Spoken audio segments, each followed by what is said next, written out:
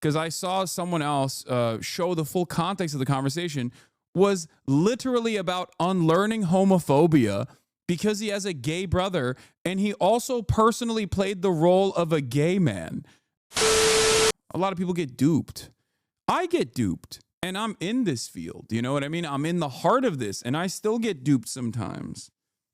Like, I'll give you a high-profile example of this. There's that guy, the Black Captain America or whatever. Like, there's a tweet out there with like 100,000 likes, and I didn't even see what he actually said. Was it Anthony Mackie? Hold on. I think why your rage responded. Oh, here it is. Like, this is what I want to show you in terms of context, in terms of like how we operate, right? Anthony Mackie has a 1 minute and 45 second response here where he talks about, I guess, like masculinity. And this person said, it feels so real to finally be being given a reason to hate him. Pivot podcast. For the past 20 years, we've been living through the death of the American male. They've killed masculinity in our communities. At Anthony Mackie, right? Star actor Anthony Mackie has soared to the highest levels of Hollywood, but one thing he really doesn't play about is raising his boys to be young men. He talks to, okay, when I saw official Crowder, I was like, Steven Crowder, what the hell? He talks to these people about how he keeps them humble. He brings them up with respect and responsibility, but strays from society's trend of what they are trying to make young men think and feel, right? So let's hear what he had to say and whether he worded this or weirdly or not. And we'll see if he was clipped out of context. I keep my boys humble. Like, my boys have never had a pair of Jordans. You know, my boys don't do all that internet fly shit. I'm like your kids. None of this is controversial so far. He's literally just saying that he doesn't like the flashy, he doesn't like the flex culture that he sees, especially for younger generations online. I agree with that 100%. Let's see. And no, I don't give a, I could be the biggest star in the world. Do not let me catch you being stupid. Mm-hmm. Do not. And my oldest gets it. My 15-year-old, he tells the other ones, he's like, yo, don't make dad mad. Because once you get one that's right, he gonna straighten the other ones out. Mm-hmm. So it's just that thing of, in the past 20 years. This is such a funny, this is like the most old head podcast, by the way. It's like, I don't know anything about this podcast, but it's like, as soon as it panned over to the host, I'm like, oh, this is amazing. We've been living through the death of the American male. They have literally killed masculinity in our homes and our communities, for one reason or another. But I raised my boys to be young men.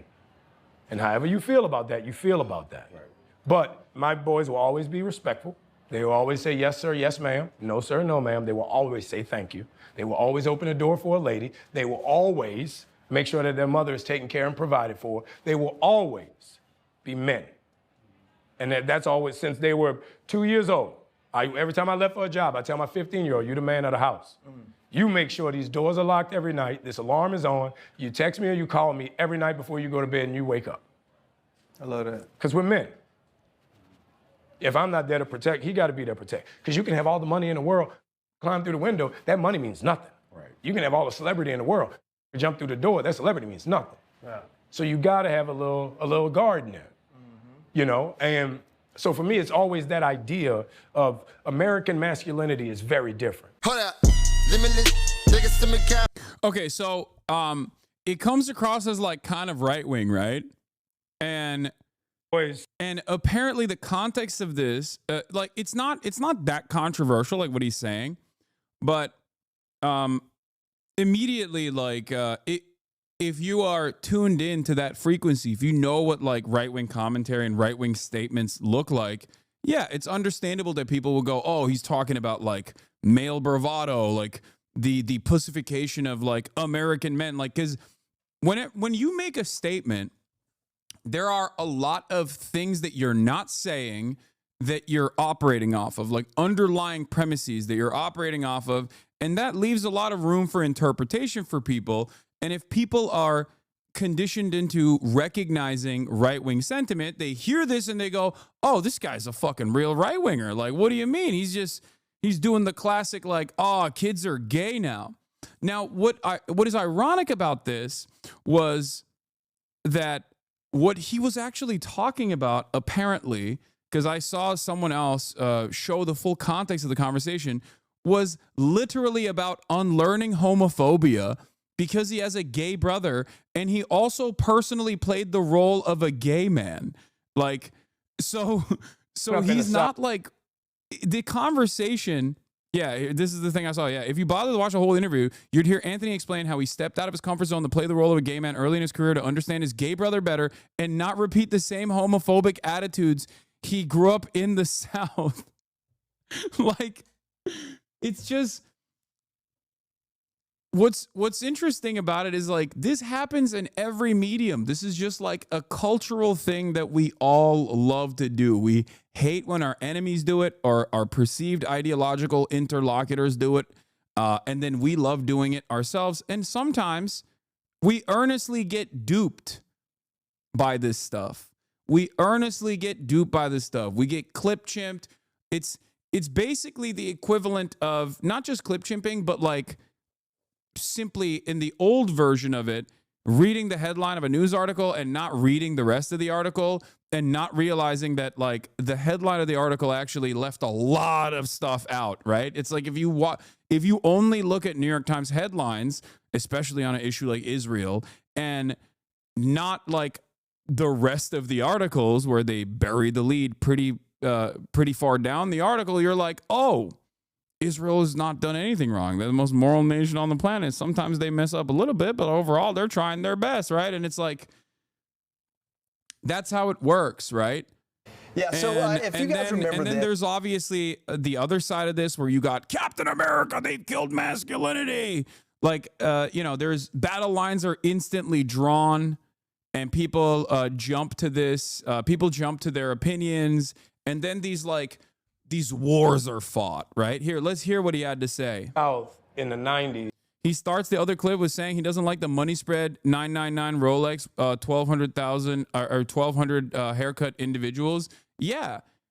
For the record, he's a black man on a black podcast talking about his own community and his own interpretation of what he is seeing amongst the youth. Something that I have also talked about as well. Something that I also fucking get annoyed by in general by American culture is like American consumerism and flex culture has like completely gotten to a new level at this point where people are just like, they substitute having fucking expensive watches or expensive things and living a lavish lifestyle as a mechanism to say, like, I'm a good person. Look at how successful I am, right?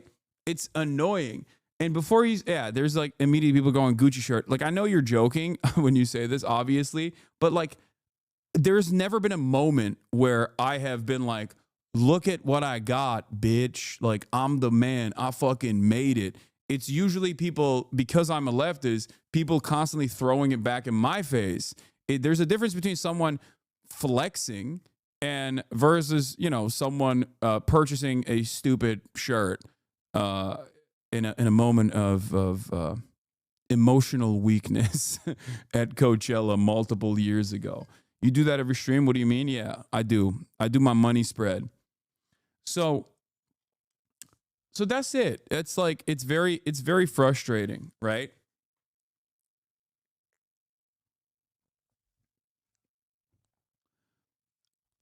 I think that's a perfectly valid thing to get upset about. Because I think it's a sign of it's a telltale sign of insecurity in general, right? You flex your biceps on us. Okay, that's a great example, okay? That's a great example because I think, jokes or not, like, I'm very proud of the amount of work I've put in to my own body. I'm very proud of my own accomplishments, and I want other people to also take the lesson. And that's why I talk about my workouts, talk about my diet, talk about fitness in general, because I want to hopefully influence people positively and get them also to do the same thing. But even then, flexing your fucking biceps is like, well, yeah, you worked on it. You know what I mean? I totally think that like showcasing your prowess, like your art, or showing your body in that regard, I think is like infinitely more acceptable than just being like, look how fucking rich I am. Because while a lot of people have worked hard for it in terms of wealth, I think you never really know. And also luck plays a major factor in this. But yeah, I feel like he's talking about the Andrew Tate type. Yes, that's what he's talking about. Exactly. There is a real annoying culture, especially among the youth, that looks to guys like Andrew Tate and doesn't recognize the insecurity that these guys have. Because if they were secure with themselves, like they wouldn't constantly be talking about their Bugatti Veyron, right? Like only insecure people do that. In the 80s, you grow up homophobic, sexist, and racist. Now, we talking about the 80s and the 90s. That's just a fact. You know what I mean? So when I got to school, my roommate was gay. Like, I didn't know how to deal with that. Like, my brother's gay. I didn't know how to deal with that. So being a man, I used my art to better myself. I played Perry so that I could understand my brother better, so I could understand my friends better. Going to art school, a bunch of my friends were gay. You know what I mean? Like, when I was a kid, we had a record label. We had the first gay rapper. Nobody gave a You make good music, nobody care. You know, Big Frida is famous here for sure. Like, you think this guy is like a right-wing reactionary? I don't think so. Especially, like, a lot of people rob others of their social development, their world experiences. They never look to like how a person got to the position that they got to, right? Like that's really interesting. That so many people will be like, well, I grew up sheltered, you know, I grew up in New York to like woke ass parents, and I expect everyone to arrive at my worldview and my position instantly, out of the womb. And it's like, of course, that's not going to be the case. You have to look at these things. You have to be. That's why I always say, be normal, be a human. The reason why I try to educate people on this process all the fucking time is because, unfortunately, with the way that our information environment works now, with no third spaces, no sense of community, no like going out and being around other human beings, and constantly being in a social situation where you are forced to interact with other humans on a regular basis, we spend most of our time socializing online. So a lot of the nuances that you normally would use to filter certain pieces of information, for example, are just gone, right? It's the difference between watching someone talk or watching a video of someone versus reading their quotes on paper. It's an entirely different format, and the outcome and what your takeaway will be entirely different. And the same goes for the difference between watching someone on a podcast for a minute and 30 seconds versus seeing them in the wild, you know, interacting with them in the wild. Not saying that like you're going to meet every single person, right? You're probably not going to encounter, what's his face, Anthony Mackie in the wild and get a full understanding of what his worldview is. But when I say be normal, what I mean is try to understand how a person that's in front of you that has this worldview, how did they get there? Okay? How do they arrive at these conclusions? I think it's very important to understand that. For sure. You know what I mean? So the idea of being gay in New Orleans has always not only been supported, but it's been a part of the culture. Mm-hmm. But with me, I needed to figure out what was my holdup, what was my insecurity about that. And once I played that role, I realized everybody deserves to be loved. It's not my job to say who you love or who should love you. If you loved, I'm happy for you. That don't mean I'm gay. You know, so Perry was more so a statement piece for me with the love and admiration for my brother, with the appreciation and respect of my friends for that culture. It really put me in a position where I think it made me a better actor because I had to go so far out the box. I had to go to the furthest spectrum. Yeah, dude is woke as fuck. Lamont people fell for the clip chimp. Damn, but even the clip chimp itself, I think it's massaged in a way. Like this podcast in and of itself wasn't even trying to make him look bad. This is they probably have an opinion that is a little bit more conservative, right? Socially on that front. And instantly people jump to this and make up their own minds about what they think is happening. I watched this thinking he about to say some wild red pill crazy shit or something. Bro even played a gay role in support of his gay brother. Nah, y'all internet motherfuckers is not real. This is a real figment of my imagination. The fact that this tweet got 100K likes is all bots. It's got to be. You motherfuckers don't exist in real life. Y'all despawn when the internet turn off, said your rage. And